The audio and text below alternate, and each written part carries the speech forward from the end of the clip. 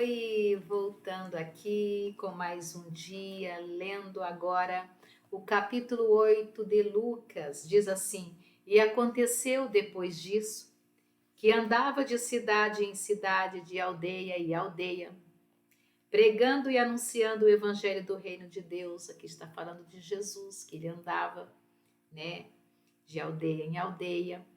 E os 12 iam com ele, seguia com ele os discípulos e também algumas mulheres que haviam sido curadas de espíritos malignos, de enfermidades. Olha só, andava com eles, os discípulos e com Jesus, várias mulheres que receberam a cura, então decidiram seguir Jesus, algumas de enfermidade e outras de espíritos malignos. E Joana é uma das mulheres, mulher de Cusa, procurador de Herodes, Susana e muitas outras, que o serviam com seus bens. Nós vemos aqui sustentando o ministério de Jesus as mulheres. Então, ajuntando-se uma grande multidão que de todas as cidades vinham ter com ele, disse por parábola. Ele começou aqui a falar através de parábola. Um semeador saiu a semear a sua semente. E quando semeava, caiu alguma junto do caminho. Foi pisada e as aves do céu a comeram. E outra caiu sobre pedra e, nascida, ela chegou a nascer, mas ela secou-se, pois que não tinha umidade. Era um lugar seco, não tinha vida. E a outra caiu entre espinhos, e crescendo com ela, os espinhos a sufocaram. Ela ficou sufocada no meio dos espinhos. A outra caiu em boa terra, e nascida, ela saiu, caiu numa boa terra, ela nasceu, produziu fruto a 100 por um. Dizendo estas coisas, clamavam: Quem tem ouvidos para ouvir, ouça. E os seus discípulos o interrogaram, dizendo: Que parábola é essa? Perguntaram para Jesus. E Jesus disse: A vós vos é dado conhecer os mistérios do reino de Deus, a vocês, mas aos outros por parábolas, para que vendo não vejam e ouvindo não entendam. Esta é, pois, a parábola. A semente é a palavra de Deus, e os que estão junto do caminho, estes são os que o ouvem. Depois vem o diabo e tira-lhe do coração a palavra, para que não se salvem crendo. Olha só, nós acabamos de ler aqui a parábola do semeador e a própria Bíblia agora está dando a tradução. Então eu sempre falo que eu não tenho que interpretar a Bíblia do jeito que eu acho.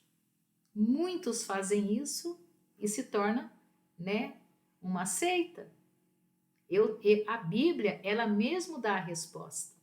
Ela é um contexto, você precisa ver todo o contexto. E aqui já tem a resposta da parábola, versículo 13. E os que estão sobre a pedra, estes são os que, ouvindo a palavra, a recebem com alegria, mas como não tem raiz, apenas creem por algum tempo e no tempo da tentação se desviam. Esses daqui, eles até creem por um tempo. Quantas pessoas nós vemos? Nós vemos por aí, que cai na tentação, porque elas só creram por um tempo. E no versículo 14, e o que caiu entre espinhos, esses são os que ouviram e indo por diante, são sufocados com os cuidados e riquezas e deleites da vida. Nós vemos muito isso também. E não dão fruto com perfeição. E aqui caiu em terra boa, esses são os que, ouvindo a palavra, a conservam num coração honesto e bom e dão fruto com perseverança. Esse é perseverante, a terra fértil, um coração bom. E ninguém, acendendo uma candeia, agora já é outra parábola, versículo 16, e ninguém acendendo uma candeia cobre com algum vaso, ou a põe debaixo da cama, mas põe-na no velador, para que os que entram vejam a luz. Porque não há coisa oculta que não haja de manifestar-se, nem escondida que não haja de saber-se e vir à luz. Vede, pois, como ouvis, porque a qualquer que tiver lhe será dado, e qualquer que não tiver, até o que parecer, ter-lhe será tirado. Vamos ler de novo, porque aqui não deu para eu ver muito bem. Vamos lá, vamos repetir o 18. Vede, pois, como ouvis, porque a qualquer que tiver lhe será dado, e a qualquer que não tiver, até o que parece ter lhe será tirado. Versículo 19. Foram ter com ele sua mãe e seus irmãos, porém não podiam aproximar-se dele por causa da multidão. E foi-lhe dito: estão lá fora tua mãe e teus irmãos, que querem ver-te. Mas, respondendo ele, disse-lhes: minha mãe e meus irmãos são aqueles que ouvem a palavra de Deus e a escutam. Versículo 22. E aconteceu que num daqueles dias entrou num barco com seus discípulos e disse-lhes: passemos para o outro lado do lago. E partiram. E navegando eles adormeceu, então sobreveio uma tempestade de vento muito forte no lago. E enchiam-se de águas, e estando em perigo. E chegando-se a ele, a Jesus, o despertaram dizendo: mestre, mestre, perecemos.